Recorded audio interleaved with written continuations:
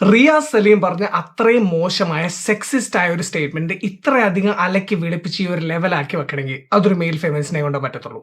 നിരാശപ്പെടുത്തിയില്ല. Predictable സീനുകളാണ്. ആണുങ്ങൾ കാലങ്ങളായി ഈ ലോകം കുട്ടിച്ചോറാക്കിക്കൊണ്ടിരിക്കുകയാണ് എന്നത് നമ്മൾ ഓൺ ചെയ്യണം എന്നോ മറ്റോ ആണെന്ന് തോന്നുന്നു റിയാസ് സലീം പറഞ്ഞത്. അതിനാണ് മറ്റേ അദ്ദേഹം ഈ ഡയലോഗ് അടിച്ചത്. സംഭവം സത്യമാണ്. ലോകം കുട്ടിച്ചോറാക്കാനും ലോകത്തിന് പല പല ശാസ്ത്ര സാങ്കേതിക സംഭാവനകൾ നൽകാനും മുന്നിട്ട് നിന്നിട്ടുള്ളത് ഇതുവരെ ആണുങ്ങൾ തന്നെയാണ്. അതിന് കാരണവുമുണ്ട്. പവർ ആണുങ്ങളുടെ കയ്യിലാണ്. നമ്മുടെ ഒരു പാട്രിയാർക്കൽ സൊസൈറ്റിയാണ്. അപ്പൊ പിന്നെ അതങ്ങനെയല്ലേ വരും. ലോകത്ത് യുദ്ധങ്ങൾ നടത്തുന്നത്, കുട്ടികളെ കൊല്ലുന്നത്, അവരെ പട്ടിണിക്കിടുന്നത്, അനാഥരാക്കുന്നതൊക്കെ ഈ പാട്രിയാർക്കൽ സിസ്റ്റത്തിലെ ആണുങ്ങളാണ്. പേട്രിയാർക്കി എല്ലാ ഫെമിനിസ്റ്റുകളുടെയും മെയിൽ ഫെമിനിസ്റ്റുകളുടെയും ഉത്തരം കിട്ടാത്ത ഒരുപാട് ചോദ്യങ്ങളുടെ ഒരേ ഒരു ഉത്തരം, അതാണ് പേട്രിയാർക്കി. നാട്ടിൽ ഒരുത്തരെ പട്ടി കടിച്ചവരെ പേട്രിയാർക്കിക്കാണ് ബേസിക്കലി അതിന്റെ കുറ്റം വരുന്നത്.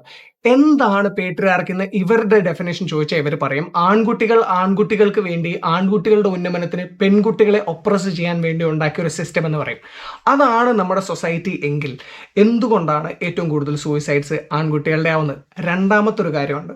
എന്തുകൊണ്ടാണ് ആൺകുട്ടികൾ ആൺകുട്ടികൾക്ക് വേണ്ടി ഉണ്ടാക്കിയ സിസ്റ്റത്തില് ആൺകുട്ടികൾ ഏറ്റവും കൂടുതൽ പാവപ്പെട്ടവരാവുന്നത് എന്നൊരു ചോദ്യമുണ്ട്. ആൺകുട്ടികളെ പേട്രിയാർക്കി ഉപദ്രവിക്കുമെങ്കിൽ അതെങ്ങനെയാണ് പേട്രിയാർക്കി ആവുന്നത്?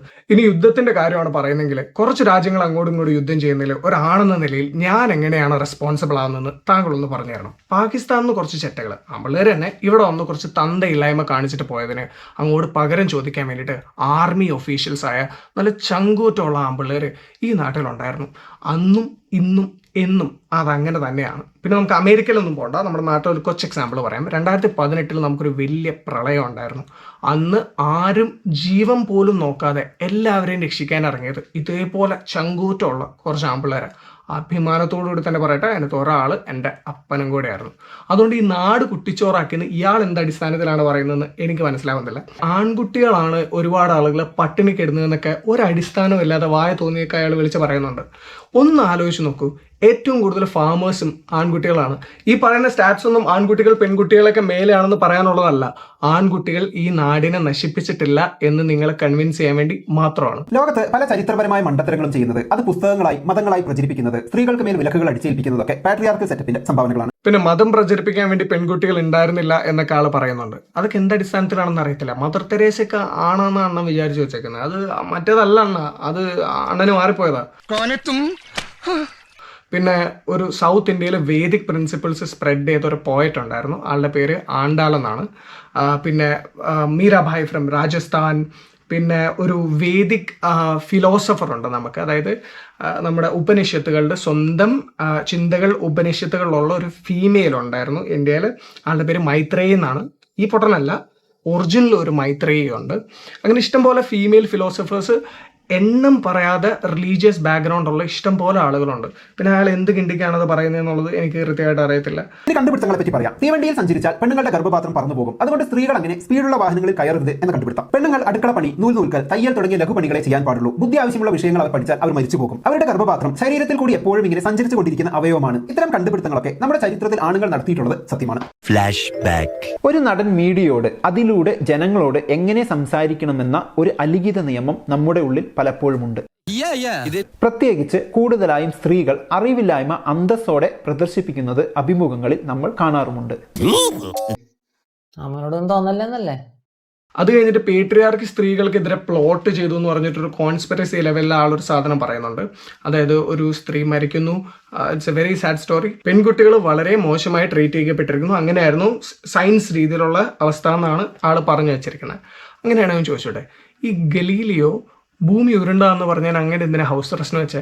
ഒരു ഡോക്ടർ ഉണ്ടായിരുന്നു, ഞാൻ കഥ പറയുമ്പോൾ മനസ്സിലാവാറാണ്, കൈയൊന്ന് കഴുകാൻ പറഞ്ഞതിന് മാത്രം ഭ്രാന്താശുപത്രിയിൽ ഇട്ടിട്ടുണ്ട്. ഡെലിവറി റൂമിൽ കയറുന്നതിന് മുമ്പ് കൈ കഴുകാൻ പറഞ്ഞതിന് ഭ്രാന്താശുപത്രിയിൽ ഇട്ടിട്ടുണ്ട്. അപ്പം എന്താ പേട്രിയാർക്കി പെടുന്ന അയാൾക്കെതിരെയും പ്ലോട്ട് ചെയ്തു. ഇത് നിങ്ങൾക്ക് എന്തെങ്കിലും ലോജിക് ഉണ്ടോ പറയുന്നതിന് മുമ്പ്? ഇത് ഒരു കോൺഫിഡൻസും ഇല്ലാതെ തളർവാദം വന്ന റോബോട്ടിനെ പോലെ ഇങ്ങനെ ചിലക്കാൻ നിങ്ങൾക്ക് മാത്രമേ പറ്റത്തുള്ളൂ. പേട്രിയാർക്കി എന്നൊന്നുണ്ട്. അതിന്റെ അർത്ഥം ഒരു സെന്റൻസ് പറയാൻ പറഞ്ഞാൽ protection of the male lineage എന്നാണ് അതിന്റെ അർത്ഥം വരുന്നത്. അതായത് നിങ്ങൾ നിങ്ങളുടെ കുടുംബത്തിൽ നോക്കുകയാണെങ്കിൽ, നിങ്ങളൊരു ആൺകുട്ടിയാണ്, നിങ്ങളുടെ അച്ഛന്റെ വീട്ടുപേര് നിങ്ങൾ ചൂടുകയും നിങ്ങൾ അത് നിങ്ങളുടെ മകന് കൈമാറുകയും നിങ്ങളുടെ മകൾ കല്യാണം കഴിച്ച് പോകുന്ന വീട്ടിലെ ഏതാ വീട്ടുപേരാണോ ആ വീട്ടുപേര് ചൂടുകയും ചെയ്യുന്ന പ്രക്രിയക്കാണ് ബേസിക്കലി പേട്രിയാർക്കി എന്ന് പറയുന്നത്. ഇതിന്റെ അടിയിൽ കുറച്ച് കാര്യങ്ങൾ വരുന്നുണ്ട്. അതായത് കുട്ടികൾ അമ്മയുടെ സംരക്ഷണത്തിൽ, കുട്ടിയും അമ്മയും അച്ഛന്റെ സംരക്ഷണത്തിൽ, കുട്ടിയും അമ്മയും അച്ഛനും ദൈവത്തിൻ്റെ സംരക്ഷണത്തിൽ എന്ന് പറയുന്ന വളരെ കൺസർവേറ്റീവായ റിലീജിയസ് ആയ ഒരു ബാക്ക്ഗ്രൗണ്ടിൽ നിന്ന് വരുന്ന ഒരു ഐഡിയോളജിയാണ് ബേസിക്കലി പേട്രിയാർക്കി എന്ന് പറയുന്നത്. ഫാമിലി സിസ്റ്റം എന്നാണ് അതിൻ്റെ മറ്റൊരു പേര്. അതായത് ഫാമിലി യൂണിറ്റ് തന്നെയാണ് പേട്രിയാർക്കി. അതുകൊണ്ടാണ് നിങ്ങൾ ഭൂരിഭാഗം ഫെമിനിസ്റ്റുകളും ഈ ഫാമിലി യൂണിറ്റിനെതിരെ ഭയങ്കര ഘോരഘോരം എതിരായി പ്രസംഗിക്കും, സിനിമകൾ ഇറക്കുന്നതും ഭയങ്കര ഒച്ചപ്പാടുണ്ടാക്കുന്നെങ്കിലും നിങ്ങൾ പല പ്രാവശ്യം കേട്ടേക്കുന്നത്. ഫാമിലി സിസ്റ്റത്തിനെ എങ്ങനെയെങ്കിലും തകർക്കുക എന്നുള്ളതാണ് ഇവരുടെ അൾട്ടിമേറ്റ് ലക്ഷ്യം. അതുകൊണ്ടാണ് ഇവരെപ്പോഴും ആണിനെയും പെണ്ണിനെയും തമ്മിൽ തല്ലിക്കുന്നത്. ഒരു പെണ്ണിൻ്റെ അടുത്ത് പറയുകയാണ്, നിങ്ങളൊന്ന് ആലോചിച്ച് നോക്ക്, പേട്രിയാർക്കി എന്ന് പറയുന്ന ഒരു കോൺസ്പിറസി ഉണ്ട് നിങ്ങൾക്കെതിരെ. അതായത് നിങ്ങൾ എന്തൊക്കെ ചെയ്താലും അതിനൊക്കെ എതിരായി എപ്പോഴും ഒരു കൂട്ടം ആളുകളല്ല, എല്ലാ ആണുങ്ങളും എപ്പോഴും നിൽക്കുമെന്നാണ് അവരെ പറഞ്ഞു പഠിപ്പിക്കുന്നത്. It is not all men, it is all men എന്ന് അവരെ പറഞ്ഞു പഠിപ്പിക്കുന്നത്. അപ്പോൾ എന്ത് പറ്റും? പതിയെ സ്വന്തം അച്ഛൻ, സ്വന്തം ചേട്ടൻ, സ്വന്തം ഭർത്താവിനെയും പതിയെ വെറുത്തു തുടങ്ങും. അങ്ങനെ ആയിക്കഴിഞ്ഞാൽ ആ മക്കളും അയാളെ റെസ്പെക്ട് ചെയ്യാതെയാവും. അങ്ങനെ ആ ഫാമിലി പതിയെ ഇല്ലാതെയാവും. ഇത് മനസ്സിലാക്കാൻ വേണ്ടിയിട്ട് നിങ്ങൾ ഈ ഫെമിനിസം പറഞ്ഞുകൊണ്ട് നടക്കുന്ന എല്ലാ ഫാമിലീസിനെയും ഒന്നെടുത്ത് മനസ്സിലൂടെ ഒന്ന് ഓടിച്ചു നോക്കിയാൽ മതി. അവിടെയൊക്കെ എന്താ സംഭവിച്ചിരിക്കുന്നത് നിങ്ങൾക്ക് കൃത്യമായിട്ട് മനസ്സിലാവും. ആൻഡ് യെസ്, ഒരാണിനെ സംബന്ധിച്ച് the essence of masculinity is to get stronger every day in body and mind. ഇത് ഞാൻ പറയുന്നതല്ല, സോക്രട്ടീസ് വിശ്വസിക്കുന്ന. Socrates believes no man has the right to be an amateur in terms of physical training. It is a shame for a man to grow old without seeing the beauty and strength which his body is capable of.